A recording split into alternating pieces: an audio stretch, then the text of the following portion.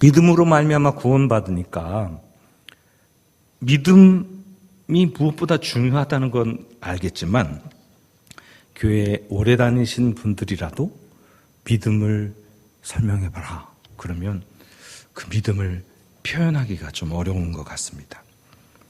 수천 번도 더 들으신 분도 계셨을 겁니다. 교회 올 때마다 믿음에 관한 얘기를 하니까요. 막상 그것을 설명하려고 하면 막막합니다. 단편적으로는 말할 수 있습니다. 대부분의 성도들이 교회 좀 다녔다, 교회에서 점심밥 좀 먹었다 하시는 분들은 믿음이 무엇이냐 하면 보이지 않는 것들의 증거다, 이렇게 표현합니다. 예, 맞습니다. 또 어떤 분은 순종이다, 어떤 분은 사랑이다, 이런 표현을 합니다. 그렇지만 명제 형태로 설명하기는 쉽지 않습니다. 고린도후서 13장 5절에 성도가 늘 믿음에 서 있는지 입증하라, 스스로 입증하라고 하는데 믿음이 뭔지 명확히 알아야 그것을 입증하고 또 그것을 자기 믿음을 확신할 수 있을 텐데 말이죠. 오늘은 믿음에 관한 얘기를 좀 함께 고민하고 또 생각해 보려고 합니다. 어원적으로는 세 가지 단어가 쓰여집니다. 피스티오, 페포이데시스, 피스티스, 이 세 가지 단어인데요. 첫 번째 피스티오는 맡기는 겁니다. 하나님께 다 맡기는 것. 시편 기자가 너의 길을 여호와께 맡기라, 잠언 기자가 너의 행사를 여호와께 맡기라 할 때 그 맡기는 것입니다.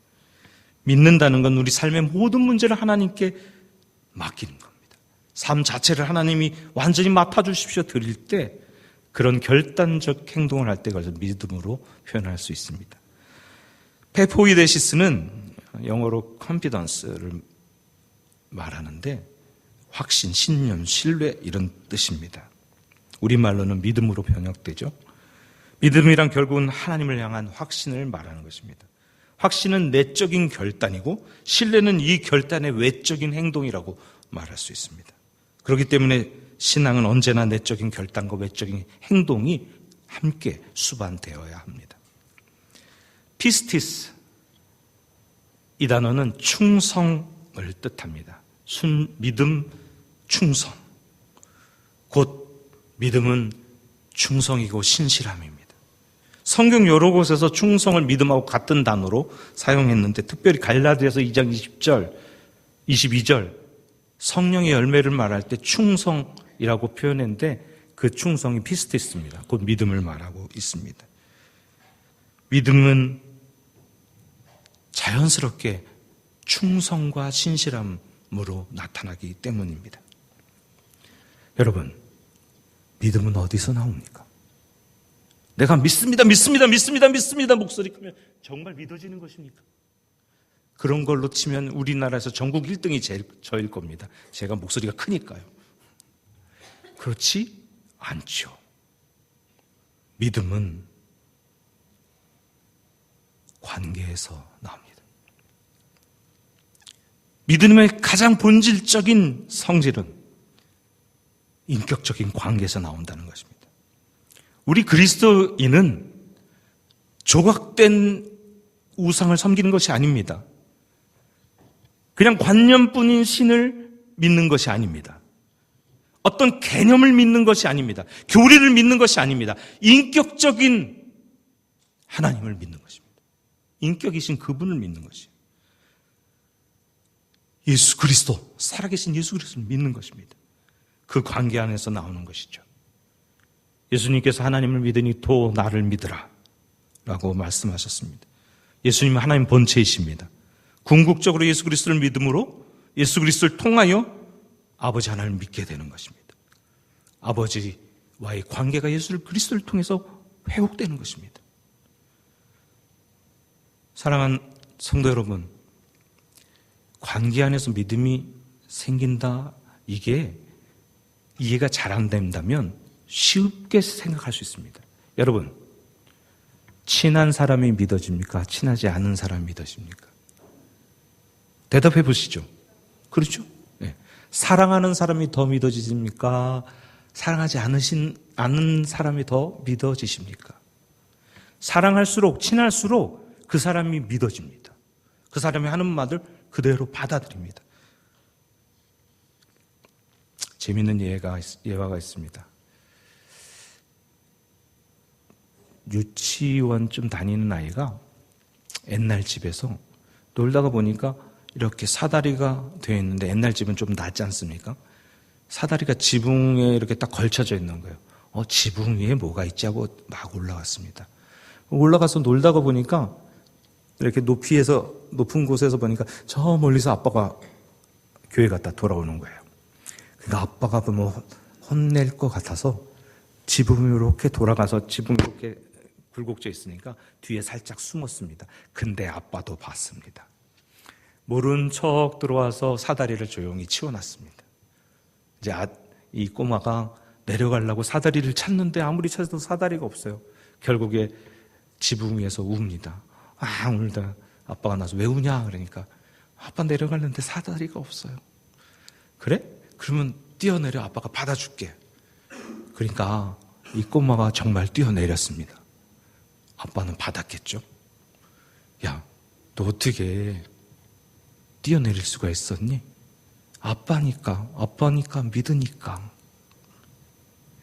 믿음은 쉽게 말한 이런 것이죠. 아빠와의 관계 가운데 있기 때문에 자기가 뛰어내리면 받을 걸 믿은 겁니다. 사랑의 세레나데는 로미오가 창문 밑에서 줄리엣에게 부른 것이 아니라, 정말 최초의 사랑의 세레나데는 주님께서 부르셨습니다. 주님께서 친히 자기 사랑을 나타내셨습니다. 우리에게 찾아오셔서 사랑의 관계를 형성해 주셨습니다. 그래서 우리가 그 관계 안에서 주님을 믿게 되는 것입니다. 우리가 그냥 주님 믿어진 게 아니라 주님이 사랑의 관계를 형성하기 위해서 찾아와 주셨다는 것이죠. 여러분, 조금 어려운 얘기인데 한 발짝 더 나가 보겠습니다. 관계 안에서 믿음이 생기니까 내가 혼자 믿어질 수가 없는 거죠? 상대방이 있는 거 아닙니까? 관계라는 건 상대가 있어야 관계가 형성이 되니까요. 내가 주님을 믿는다는 것은 나와 주님과의 관계, 상대인 주님이 계시다는 것이죠. 이해가 되시나요? 내가 믿는다는 건 반대로 말하면 주님도 나를 믿고 계신다. 사실입니다. 주님이 십자가에 달려 죽으시면서 우리에게 사랑의 그 확증을 보여주시고 표현해 주셨을 때에 자기의 죽으심으로 우리가 주님 믿고 구원받을 것을 믿으셨다는 것입니다. 다시 표현하면 주님의 확고부동한 그 믿음이 반응해서 우리가 믿게 되었다는 것입니다. 놀랍지 않습니까? 주님이 우리를 먼저 사랑하셨을 뿐이 아니라 그 사랑의 관계 안에서 더 믿어주셨습니다. 여러분, 그냥 이 자리에 앉아 계신 것이 아니에요. 우리 믿음으로 된 것이 아니라 어떻게 보면 주님이 우리를 믿어주셨기 때문에 이 자리에 와 앉아 계신 것입니다. 그런 면에서 보면 믿음은 선물입니다. 믿음의 본질, 두 번째로 보면 믿음은 하나님의 선물이라는 것입니다. 아담 타락 이후 사람은 본성상 하나님을 믿을 수 없는 존재가 되어버렸습니다. 죄가 우리 가운데 들어왔기 때문에 하나님을 믿지 못하는 거예요. 본질상 하나님을 믿고 사랑할 수 있는 존재가 안 돼버렸어요. 불가능하게 됐어요. 타락해버린 것입니다. 사람이 먼저 하나님을 알고 사랑한다는 것은 불가능하고, 오직 하나님께서 먼저 사랑을 보여주셔야, 하나님께서 먼저 다가오셔야 하나님의 사랑을 알고 그 관계 가운데 들어갈 수 있는 상태가 되었다는 것이죠. 그 사랑을 예수 그리스도가 찾아오셔서 죽어주셨어요. 십자가를 져주셨어요. 보여주셨어요. 부활 승천 이후에 보혜사 성령님에게 각 사람에게 오셔서 그 사랑을 알려주시고 깨닫게 하시고 그 사랑에 반응하게 하시고 믿게 하셨어요. 그것이 바로 선물로 주어진 믿음입니다. 하나님께서 먼저 손 내밀어 주시고 은혜로 다가오셔 사람이 믿도록 해주셔야 비로소 사람이 믿을 수가 있는 것입니다. 에베소서 2장 8절 말씀, 너희가 그 은혜를 인하여 믿음으로 말미암아 구원을 얻었나니 이것은 너희에게 난 것이 아니요 하나님의 선물이라. 이 구절에서 분명히 믿음으로 말미암아 구원 얻었다고 하니까, 믿음으로, 내가 믿었으니까 구원 얻었어, 곧 내가 믿는 그 믿음의 행위로 인해서 구원 얻었어 라고 한다면 생각해 보십시오. 나의 믿음 때문에 구원 얻은 것이잖아요. 나의 의로운 행위, 믿음이라는 행위 때문에 구원 얻은 것이잖아요. 맞습니까? 그렇게 되면 자랑하고 다니겠죠. 근데 그게 우리가 노력해서가 아니라 하나님의 선물이라고 성경은 분명히도 밝히고 있는 것입니다. 결론적으로 믿음은 하나님의 선물입니다. 다시 말하면 구원에 관한 모든 패키지를 믿음으로 구원 얻는데 그 믿음까지도 선물로 주셨기 때문에 하나님은 모든 패키지를 우리에게 주신 것입니다. 기독교는 믿음의 종교입니다. 그런데 그 믿음이 곱게 되고 잘못 이해됩니다. 어느 날 제자들이 예수님께 찾아와서 믿음을 더해달라고 요청했습니다. 혹시 나중에 찾아보실 분들은 누가복음 17장에 나오는 말씀입니다. 예수님께서 제자들에게 비유로 말씀하십니다. 너에게 겨자씨 하나만한 믿음이 있으면 이 산을 옮겨서 바다에 빠지라면 빠질 것이다. 근데 그걸로 끝나지 않았습니다. 바로 이어져서 또 비유가 계속되고 있습니다. 어느 종이 있는데 하루 종일 들에서 일하고 땀 흘려 힘들게 저녁에 돌아왔다.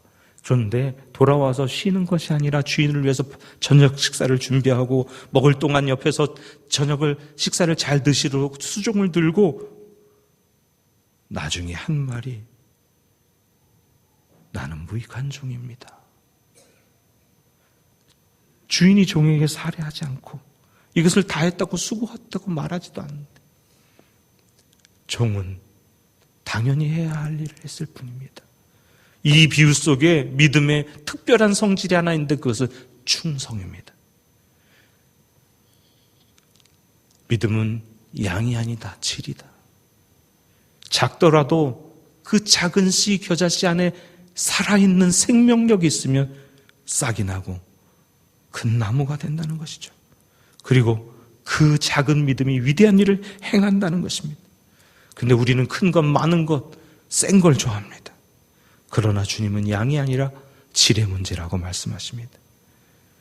종의 비유에서 믿으면 충성이라고 말합니다. 충성은 속임이 없는 변함없는 성실함입니다. 변함없는 헌신입니다. 꾸준한 섬김입니다. 여러분, 어느 정도 섬기다가 이제 섬길 만큼 섬겼어? 그건 충성이 아니고 신실함이 아닙니다. 이만큼 하니까 됐어? 그건 충성이 아닙니다. 충성은 본인에게도 유익하고 주인에게도 유익을 줍니다. 충성하면 길이 열립니다. 충성하는 사람들은 알아봅니다. 그래서 제일 지혜로운 것이 충성하는 것입니다. 이렇게 충성하는 사람에게 사람들은 무엇인가 맡기고 일을 주고 싶어하고 그를 믿게 됩니다. 가자가 어린석은 사람은 볼 때는 충성스럽게 하는 것 같다가 보지 않을 때는 잔머리 굴리는 사람입니다. 충성한다는 것은 그 안에 은혜를 입었다는 얘기입니다.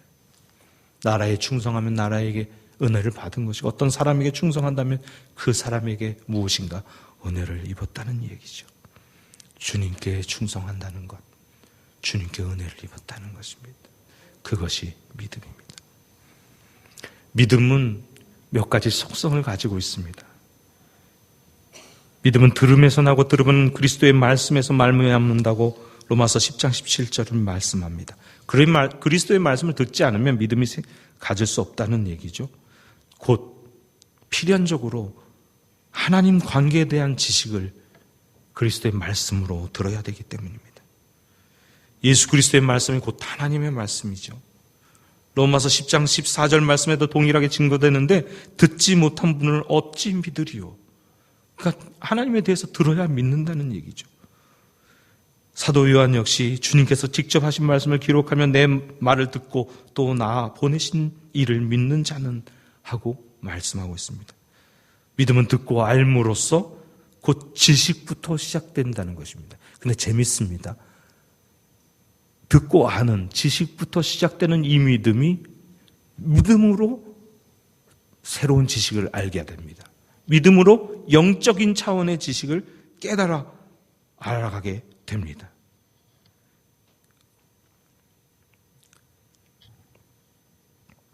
이 믿음은 매우 지식과 매우 특이한 관계를 갖고 있습니다. 믿음으로 참된 지식에 이르게 되는데 알아야 믿고 믿어야 알게 됩니다. 바로 이 지식이 참된 지식인 영적인 지식이기 때문입니다. 믿음의 속성 두 번째는 생명입니다. 믿음은 예수 그리스도 안에서 새 생명을 줍니다. 예수께서 바로 생명이며 진리이시기 때문입니다. 죄와 허물로 죽어있던 본질상 진노의 자식인 우리들을 예수 그리스도를 믿음으로 새 생명을 얻게 됩니다. 그로 말미암아 예수님과 연합되게 되고 예수님이 죽으시고 다시 부활하신 것처럼 우리도 죽고 부활에 참여하게 될 것입니다. 이 생명으로 인해 다시 태어난 사람은 하나님의 자녀가 되는 권세를 갖게 됩니다. 믿음의 대상인 예수님께서 믿는 자의 믿음을 통로로 삼아 그 새 생명을 부어주시고 은혜를 경험하고 믿음대로 이루어 가게 하시는 것입니다. 믿음의 세 번째 속성은 사랑입니다. 믿음은 하나님께 사랑을 받아서 그 사랑을 이웃에게 나누는 것입니다. 하나님의 은혜로 인하여 하나님의 사랑과 진리로 시작되는 믿음은 이미 그 안에 사랑과 진리가 내포되어 있기 때문에 이 사랑을 다른 사람에게 전달하게 되어 있습니다. 예수께서 하나님의 진리의 말씀에 온전히 순종해서 십자가의 죽으심으로 그 사랑을 보여주신 것처럼 우리도 그 약속 믿고 말씀 믿고 구원받으면 그 사랑을 죽기까지 다른 사람에게 보내고 또 다른 사람으로 그 사랑 받아들이게 하는 것입니다. 고린도전서 13장 2절 말씀에 산을 옮길 만한 모든 믿음이 있을지라도 사랑이 없으면 아무것도 아니라고 말합니다. 사랑 없는 믿음은 올바른 믿음이 아닙니다. 믿음의 속성 중 네 번째는 당연히 순종입니다. 믿음장으로 불리는 히브리서 11장은 믿음으로 하나님께 순종한 역사들이 사람들이 가득합니다. 하나님께 대한 순종, 말씀에 순종하는 것이 믿음입니다. 하나님 말씀에 순종하지 않는 것은 믿음이 없는 것이죠. 믿음은 반드시 순종으로 드러나게 되어 있습니다. 우리 믿음의 창시자이시고 완성자이신 우리 주님 예수께서 아버지를 믿음으로 십자가에 죽으시기까지 순종하신 것처럼 우리도 당연히 순종해야 할 것입니다. 믿음은 특별한 내용을 근거로 해서 믿습니다. 그것은 여러분 잘 아는 하나님의 말씀, 하나님의 약속입니다. 믿음에 관한 얘기를 하다 보면 아브라함 얘기를 안 할 수 없는 것 같습니다. 왜요? 아브라함을 우리가 그 별명 믿음의 조상이라고 말하기 때문인 것 같습니다. 히브리서 창세기 15장 6절에 아브라함의 믿음이 구체적으로 기록이 나타나는데 아브라함이 하나님을 믿었기 때문에 의로 여기셨고 그 약속을 믿었기 때문에 의로 여기셨습니다. 아브라함에게 많은 자손을 주겠다는 약속이 하늘의 별, 땅, 바닷가의 모래처럼 많은 자손을 주겠다는 약속, 그것을 믿었어요. 근데 아브라함의 인생을 보면 믿음의 조상처럼 살지 않았습니다. 흉년 때 애굽에 내려가서 사랑하는 아내를 팔아먹었습니다. 애굽 왕에게 그냥 줬어요. 믿음이 많다고 하는 아브라함이 하나님이 아들을 줄 거라고 할 때 웃었어요. 비웃었어요. 믿음이 조상이라고 하는 아브라함이 갈팡질팡했던 역사들을 성경에서 많이 볼 수 있습니다. 그러나 또 어떤 때는 믿음의 고백들을 하는 것들을 볼 수 있습니다. 아브라함의 인생 여정은 우리의 인생 여정과 겹쳐 있습니다. 곧 다시 말하면 우리가 믿음으로 받아들였을 때 완벽한 믿음을 소유하게 되는 것이 아니라는 것입니다. 우리는 깨지기도 하고 쓰러지기도 하고 넘어지기도 하고 상처 입기도 하고 상황과 환경에 우리 온 신경이 팔려서 믿음의 주여 온전케 하신 하나님 바라보지 못할 경우가 너무나 많이 있습니다. 근데 중요한 것은 하나님의 약속을 믿었다는 것.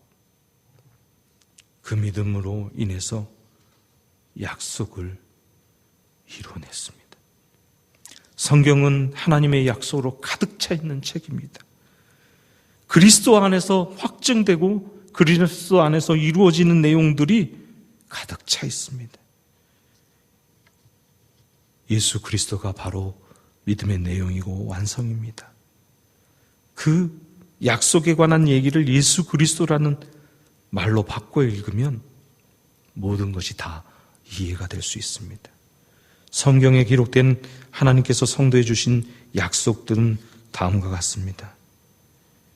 영원한 생명, 부활, 신성한 성품에 참여하게 됨, 성령, 하나님의 자녀가 됨, 보존됨, 천국 기업을 받음, 안식함, 그리스도 안에서 예수님 이름으로 구하면 주시리라. 이 약속들을 받아 누리는 것이 바로 믿음입니다. 성경에는 믿음에 관한 얘기만 한 것이 아니라 믿음의 종류도 여러 가지 말하고 있습니다. 믿음에 성공한 사람, 믿음에 실패한 사람 다 말하고 있습니다. 한나의 예로 죽은 믿음입니다. 죽은 믿음은 행위가 없는 믿음을 말하는 것입니다. 행위가 없는 믿음은 믿음을 정확히 표현해내지 않기 때문에 자신을 속이는 믿음이고 죽은 믿음입니다. 하나님 말씀 보고는 뒤돌아 잊어버리는 것이죠. 그러므로 아무 열매가 없습니다. 또 하나의 종류의 믿음은 헛된 믿음입니다. 헛된 믿음은 자기 신념대로 믿는 믿음입니다. 요즘 그리스도인들 중에 많은 사람들이 이런 믿음을 갖고 있는 것 같습니다. 진리의 말씀과는 무관하게 자기가 오래 신앙생활을 했기 때문에 자기의 생각이 진리라고 생각하는 믿음입니다. 믿는다고 하면서 진짜 하나님께서 말씀하시고 명령하신 것을 믿지 않습니다. 또 하나 믿음은 죽는 믿음입니다. 아까는 죽은 믿음, 지금은 죽는 믿음. 처음에는 열심히 있고 믿음이 있는 것처럼 살아가지만 성령의 은사에도 참여한 것 같아 보이지만 핍박이나 세상 염려가 오면 시들어버리는 믿음입니다. 상황과 환경에 휘둘려 버립니다. 지금 믿음이 있는 것 같으나 구원에 이르지 못한다고 믿음의 여정 중에 파선한다고 말하고 있습니다. 구원에 이르는 믿음이 있습니다. 하나님께서 은혜로 말미암아 선물로 주신 소중한 믿음이 바로 구원에 이르는 믿음입니다. 하나님께서는 결코 후회하지 않는 부르심을 부르신 것입니다. 성령의 열매로서 믿음이 있습니다. 성령의 열매들이라고 안 하고 성령의 열매라고 말하는 9가지 사랑과 희락과 화평과 오래 참음과 자비와 양성과 충성, 온유, 절제. 여기서 충성이 바로 믿음을 말하고 있습니다. 성령의 열매로서의 믿음은 하나님을 기쁘시게 해드립니다. 은사로서의 믿음이 있습니다. 성령의 은사들이 여러 가지 나오는데 그 중에 믿음의 은사가 있는데 이것은 구원 얻는 믿음과는 좀 다른 것 같습니다. 능력 행하는 믿음과도 좀 다릅니다. 이것은 아마 특별한 믿음을 말하는데 순교하는 믿음을 말하는 것 같습니다. 결론적으로 참된 믿음을 한 문장으로 정의한다면 믿음이란 오직 예수 그리스도만 신뢰하여 하나님의 약속을 믿고 하나님의 명령에 순종하는 것이다 라고 할 수 있습니다. 이쯤에서 본문으로 돌아가서 오늘 본문을 다시 한번 한 목소리를 읽어보실까요? 시작. 복음에는 하나님의 의가 나타나서 믿음으로 믿음에 이르게 하나니 기록된 바 오직 의인은 믿음으로 말미암아 살리라 함과 같으니라. 여기서 앞에 믿음으로 믿음에 이르게 되는 그 부분을 좀 집중적으로 생각해 보려고 합니다. 여기 나오는 두 번, 이 문장 전체에서 세 번의 믿음이 나오는데 앞에 나오는 믿음으로 믿음에 이르게 하는 이 두 믿음은 원어로는 어원적으로는 피스티스, 동일하지만 의미는 좀 다릅니다. 앞에 나오는 믿음으로 에크피스테오스에서 말하는 믿음은 예수 그리스도를 만나 구주로 고백하는 기본적인 믿음을 가리킵니다. 이러한 사실은 뭐뭐로부터에 해당하는 전치사 에크가 뭐뭐로부터라는 의미를 갖고 있기 때문에 믿음으로부터, 다시 말하면 처음 예수 그리스도를 받아들이고 영접하는 그 믿음으로부터 시작돼서 뒤에 나오는 믿음에 이르게 된다는 것입니다. 문맥적으로 하나님과 인간이 올바른 관계를 맺는 길로 의미된 하나님의 의가 바로 그리스도에 대한 믿음에서 출발한다는 것입니다. 앞에 복음에는 하나님의 의가 나타나서 이걸 더 깊이 설명하면 좀 더 이해가 쉽겠지만 뒷부분만 보아도 처음에 시작하는 믿음에서 시작해서 믿음에 이르게 된다는 이야기입니다. 믿음에 이르게 된다는 에스피스틴에서 믿음이 의미하는 것은 하나님의 의의 출발점의 의로서 말하는 믿음을 말하는 것이 아니라 믿음의 결과로서 그리스도인의 삶을 특징 짓는 성숙한 믿음을 말합니다. 거기에 이르게 된다라고 말하는 것입니다. 여러분, 우리는 구원받았습니다. 아멘이십니까? 예. 우리는 이미 구원받았습니다. 그러나 아직 완벽한 구원의 상태에 들어가지 않았습니다. 이미와 아직 사이에 우리가 서 있는 것입니다. 이 신득의의 신학 체계를 설명할 수 있습니다. 곧 믿음으로 득의 의를 얻는다.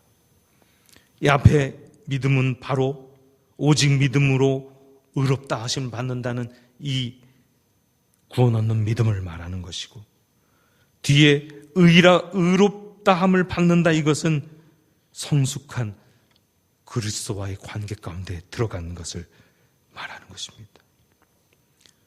사랑하는 성도 여러분,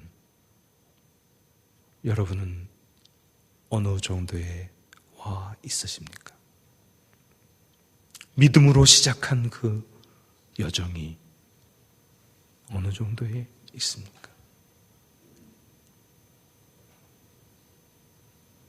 점점 성장하고 점점 성숙해가고 계십니까?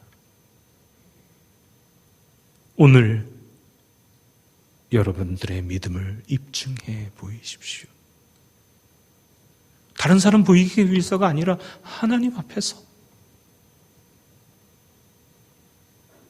오늘 여러분들의 믿음을 하나님에서 확증시켜 보십시오. 나는 어느 정도입니까? 맨날 성공할 수 없습니다. 실패할 수 있습니다. 그러나 여러분, 아까 설명드렸듯이 지금 우리의 믿음의 진보의 정도 상태는 우리의 힘과 우리의 노력으로 된 것이 아니라 여전히 우리 인생 가운데 섭리하시고 간섭하시고 이끄시는 하나님의 이끄심 때문에 이 정도까지 와 있는 것입니다. 그것을 믿으시고 하나님과 관계 안에서 자기를 어느 정도 와 있는지 확인해 보십시오. 그리고 한 걸음 오늘 더 내딛으시는 귀한 시간 되기를 소망합니다. 끊임없이 자기를 살펴 자기의 믿음이 참된 믿음인지 확인해 보고, 나의 믿음이 믿음의 본질과 속성에 합당한지 살펴보고, 내 믿음이 성장하고 있는지 진단해보고 오직 하나님께 소망을 두고 어떠한 어려움과 고난과 핍박이라도 인내하고 견디고 저 천국 바라보는 저와 여러분 믿음의 사람들 되기를 소망합니다.